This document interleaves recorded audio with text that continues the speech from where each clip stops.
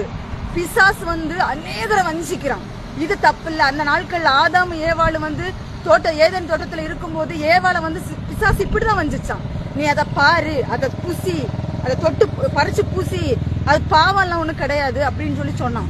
ஏவாள் பறிச்சு பூசிச்சாங்க. அவ கடைசியில என்ன ஆச்சு? தேவனுடைய சமூகத்தை விட்டு விலகி போனாங்க.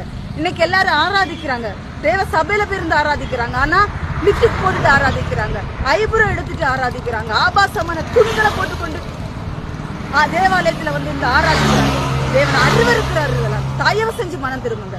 இதுக்கு மேல கர்த்தர் பொறுமையா இருக்க மாட்டார். அவருடைய நியாய தீர்ப்பினால் நெருங்கி கொண்டிருக்கிறது. தயவு செஞ்சு தாழ்மையா நான் சொல்றேன், எல்லாரும் மனம் திரும்புங்க. கர்த்தருடைய வருகைக்கு ஆயத்தப்படுத்துங்க. உலக இன்பெல்லாம் மாயங்க. எல்லாம் இன்னைக்கு இருக்கிற ஆட்களை நாளைக்கு அந்த ஆட்களை காண முடியும். இன்னைக்கு பார்க்கிறவங்கள நாளைக்கு பார்க்க முடிய மாட்டேங்குது. தயவு செஞ்சு மனம் திரும்புங்க. எல்லாரும் கர்த்தருக்கு பிரியமானவர்களா நடங்க.